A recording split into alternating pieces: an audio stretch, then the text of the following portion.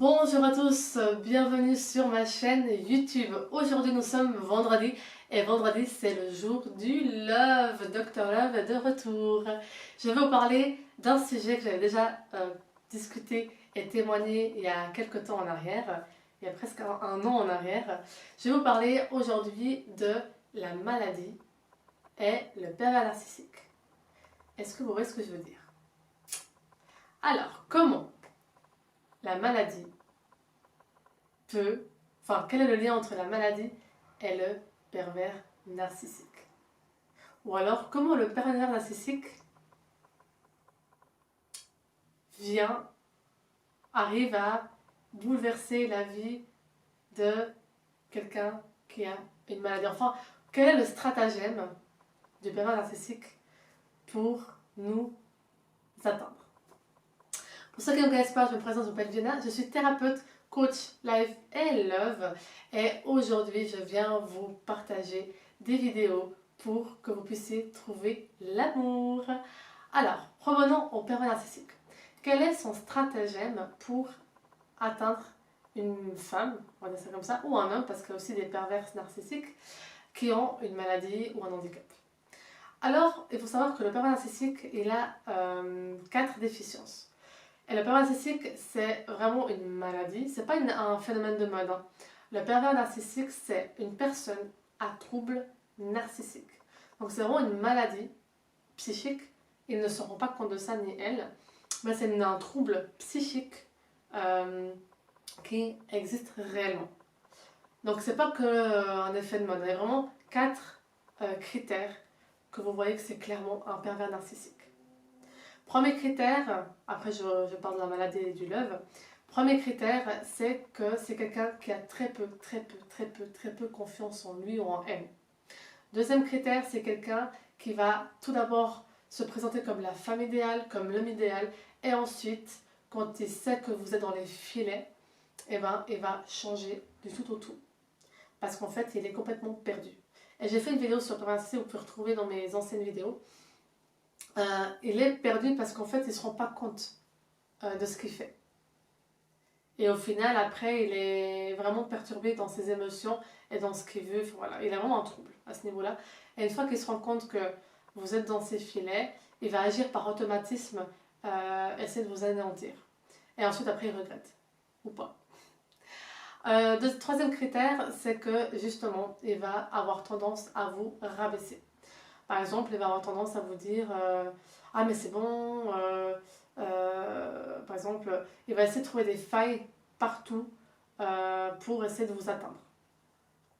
Et le quatrième critère, c'est que il est assoif et avide des gens qui sont indépendants, des gens qui sont puissants. C'est paradoxal hein, parce que d'habitude on dit oui, mais le pervers narcissique, il va vers les personnes qui n'ont pas confiance en elles, qui ont X ou Y critères. Non, non, non, non, non, non. Un pervers narcissique, en général, il va essayer d'atteindre ce qu'il n'a pas. Donc il y a un effet de sangsue.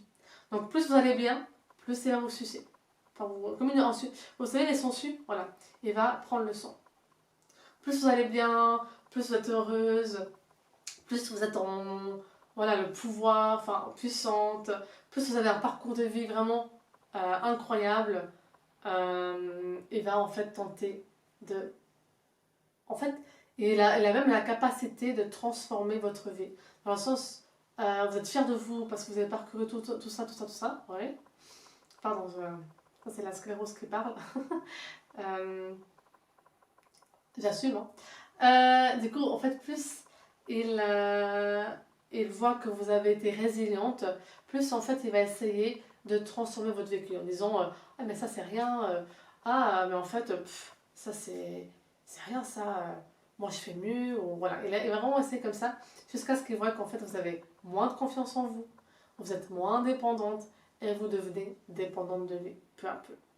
Donc voilà un peu les 4 critères principaux du pervers narcissique. Donc la personne à trouble narcissique, donc c'est vraiment un trouble psychiatrique qui existe réellement.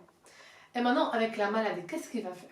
Donc quand il voit une femme indépendante, pleine de vie, qui fait 36 000 choses, qui est positive, qui crée tellement de belles choses autour d'elle, et va en fait tester. Donc il va se montrer vraiment la personne idéale. Et il va poser des questions très ciblées. Par exemple, donc il va commencer à tenter de savoir où est la faille. Et ben, quand il voit qu'il n'y a pas de faille, il va commencer à essayer d'entrer par un autre angle. Et l'autre angle, c'est simplement comme ça. Ah, mais du coup, je vous donne un exemple. Ah, mais du coup, qu'est-ce qui a fait que dans ton ancienne relation, ça n'a pas été? Et si par malheur, on invoque la maladie, ça peut être un truc stupide, hein, dans le sens, ah bah tu vois, il y a eu des choses où la personne m'aimait moi, mais pas la maladie, ou n'acceptait pas la maladie parce qu'elle avait peur de me perdre. Enfin, juste le fait, même si c'est pas négatif, imaginons, juste le fait d'invoquer la maladie, je vais vous montrer ce qu'il va faire. Et ben, il va dire, ah oui, ah, du coup, puis t'as quoi comme maladie? Et puis ah ok, ben, tu sais, il y a des façons de faire les choses, en effet. Ah mais je comprends pourquoi tu as une telle force de vivre, ah mais c'est chouette ton parcours, etc. Et en fait à partir de là, c'est mort. Et je vais faire une vidéo après aussi sur quand est-ce que c'est le bon moment pour dire qu'on a une maladie. C'est pour ça aussi que je vous fais cette vidéo avant, comme ça vous comprenez que faut pas non plus devenir psychopathe après, parce qu'il y a justement des signes qui montrent que c'est un problème narcissique par rapport à la maladie. Donc revenons à la maladie. Donc une fois qu'il sait ça, et ben, c'est ces signes-là qu'il faut que vous soyez en drapeau rouge. Il va commencer à dire, ah mais non, fais pas ça, je fais moi. Non mais fais pas ça, c'est pas grave, repose-toi. Puis après, il va dire, ah tu t'es reposé? Je dis, ben oui. Ah mais tu fais rien de tes journées, hein. Vous voyez un peu les critères? Voilà, c'est des exemples, hein. Mais en effet, il va vous reprocher ce qu'il est en train de faire pour vous. Par exemple, tu vois, c'est toujours moi qui fais ça. Ah bah tu vois, je t'ai aidé. Tu vois, je t'ai aidé, hein, ce jour-là, je t'ai aidé. Et en fait, ça commence comme ça. Et jusqu'à ce que vous vous rendez compte que vous êtes avec un parent narcissique, ça prend du temps.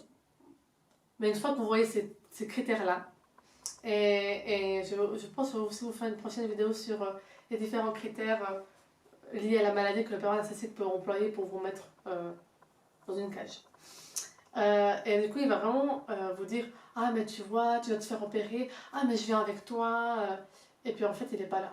Dans le sens, il est là physiquement, mais il n'est pas là pour vous soutenir, vous voyez? Il n'est pas impliqué. Il est là juste pour faire genre, ah tu vois, j'étais là. Ou alors il va dire, ah mais du coup, ah mais il faut peut-être que tu augmentes tes médicaments. Par exemple, si la personne a des problèmes, on va dire, c'est l'épilepsie ou des douleurs ou X ou Y besoin de prendre des médicaments, le père narcissique il va en fait lui dire, oui, oui, vas-y, prends. Mais si par malheur il y a des effets secondaires, eh ben, il n'y a plus personne. Il va dire, ah mais voilà. Donc ça, c'est vraiment des attitudes du père narcissique pour, envers la personne qui a une maladie. Il va vraiment essayer de l'atteindre par tous les moyens. Et au bout d'un moment, bah, elle va se dire, elle qui avait un mental d'acier, bah, la personne va se dire, bah, en fait, il a peut-être raison. Peut-être qu'en effet, je devrais me reposer plus. Peut-être qu'en effet, ouais, il a peut-être raison. Voilà. Et après, le jour où cette personne ouvre les yeux, eh ben,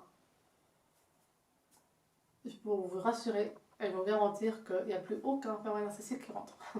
Parce que ben, vous savez quels sont les critères, comment l'autre personne, dans votre schéma répétitif, a fait pour en fait moduler les choses pour que vous puissiez ne vous rendre compte de rien.